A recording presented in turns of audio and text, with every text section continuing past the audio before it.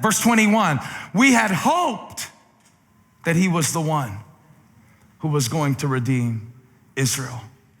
We had hoped, but now we're headed home. We had hoped that it was going to be different this time.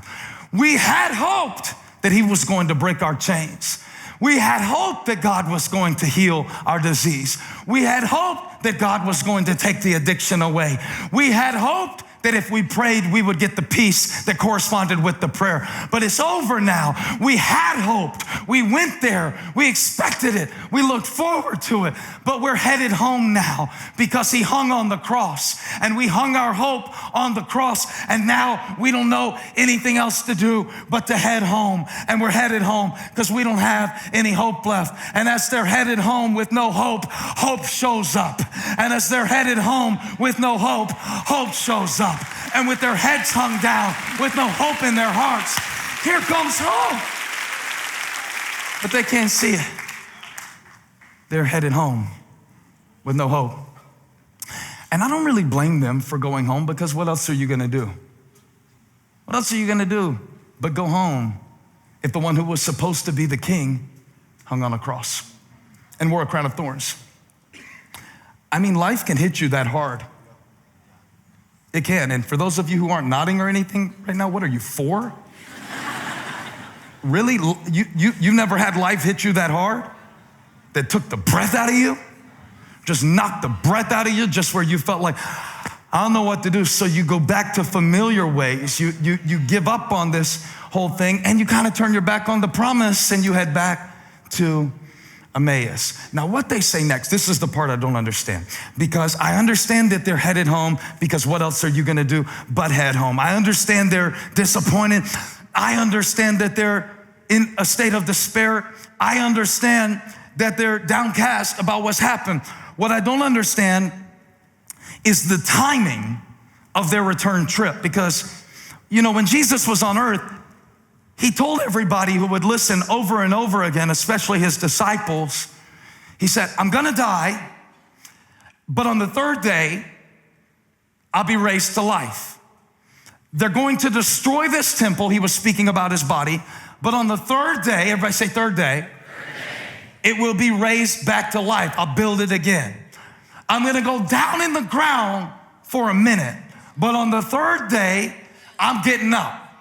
So Cleopas and his companion are headed home. And I get it, because they watched him hand it over on the cross. What I don't understand is when they chose to do it. Because they said, our chief priests handed him over to be crucified. We had hoped he was the one who would redeem Israel. And what is more, it is the third day since all this took place. Here's my question. Wouldn't you at least want to stick around until the end of Sunday to see if something was going to happen? Wouldn't you at least want to wait until Monday? I mean, really, you can't wait until the end of the day to see if this might be real? And that's our problem. We quit so quick. So quick. We quit when we are so close. We quit. Now, here's what happened on Resurrection Sunday. Jesus gets up out of the grave early one Sunday morning. He goes and appears to some women. The women come back to the men. They say, Jesus isn't there. He rose just like he said. The men, who are usually a little bit more hard-headed and hard-hearted than the women tend to be. Somebody give me an estrogen praise right here. Don't believe the women. And then Cleopas and his companion, upon hearing the report that Jesus' body is not in the tomb, decide, we're going home. Now? Like, you don't want to get a room like one more night? You don't want to extend your stay, just give it a little bit of time? But they leave, and they almost miss it. They almost miss it. Like some of the people who leave church when I start giving the invitation, they're in such a hurry to get to the car that they miss the most meaningful part of the whole worship experience when someone, if you're not clapping, I might be talking about you. Really, where do you have to be that's that important? That important? And they head out. Like that woman at the Panthers game. Jody, you'll remember.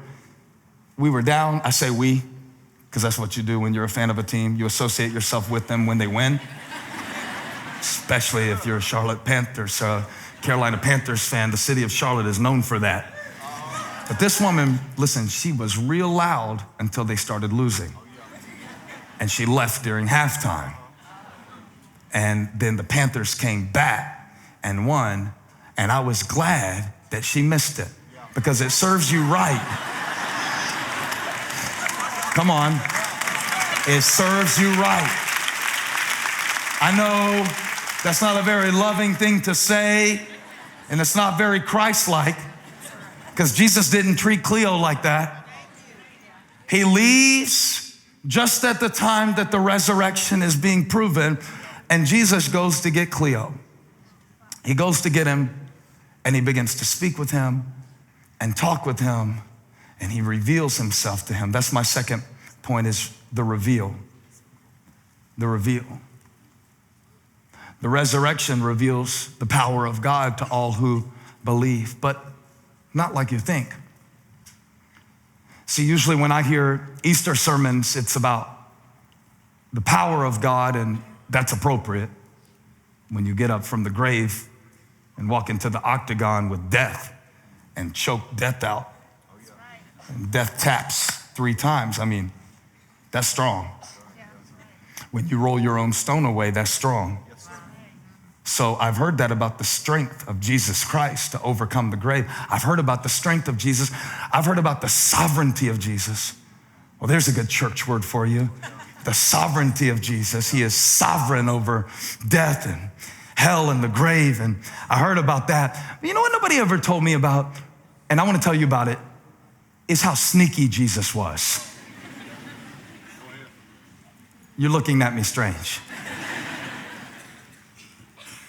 You're looking at me like you've never heard that Jesus, well, when he got up from the grave, I'll prove this to you that he was sneaky. When he got up from the grave, he left while it was still dark. He left before the sun came up, and he had to knock over a few Roman guards to get out. But after he knocked them over, he slipped out and found the women and appeared to the women, but he didn't appear to a whole crowd when he got up from the grave. Why? Because he's sneaky. He's sneaky. That's why he was born like a baby in a town like Bethlehem, because he's sneaky. He wasn't born in a political capital. He was born in a backwoods town because he's sneaky. I never heard a sermon about sneaky Jesus. Maybe I should preach a whole series one time called Sneaky Jesus. Because watch him. He walks up to Cleo and he's like, what you talking about? Never mind the fact that you are God. Never mind the fact that you are resurrected. Just what you talking about. What's he doing? He's creeping on Cleo. You never heard this kind of preaching before. You think when God shows up, it's always going to be spectacular. That he's going to show up and something big's going to happen. No, he's very sneaky.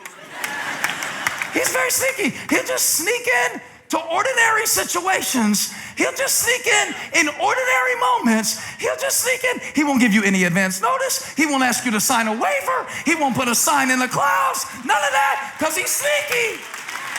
One time Peter was in a storm and Jesus came walking out on the water and everybody said, it's a ghost. No, it's Jesus. But he's sneaky. He sneaks up on him. He snuck up in the locked doors when they were waiting for him. He snuck up on Cleo. What makes you think he's not sneaking up on you today? Just because you can't feel him doesn't mean he's not with you. He's sneaky. He's sneaky.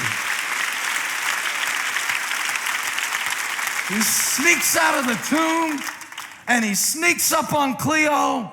Let me tell you what he was doing up on the cross. This is what they didn't understand, and this is why they fled, and this is why they lost their hope, because all they saw was death. But Jesus didn't die so that death could reign. He died to bring victory into the earth. But he couldn't bring victory into the earth looking like victory. He had to dress it up like death and hang it on a cross because he's sneaky. He's sneaky. He's sneaky. And here's what he does. He'll send glory into your life, but it won't look like glory. He'll send blessing into your life, but it won't look like blessing. He'll send patience into your life dressed like your teenager. Think about it. Because he's sneaky. And he'll send some of the best times in your life dressed like some of the hardest times. You don't see it while you're in it. Hey, thank you for watching. Make sure you subscribe to this channel so you don't miss a single video or live stream, and share this video with a friend. And don't forget, you can join me live every Sunday. Thanks again for watching.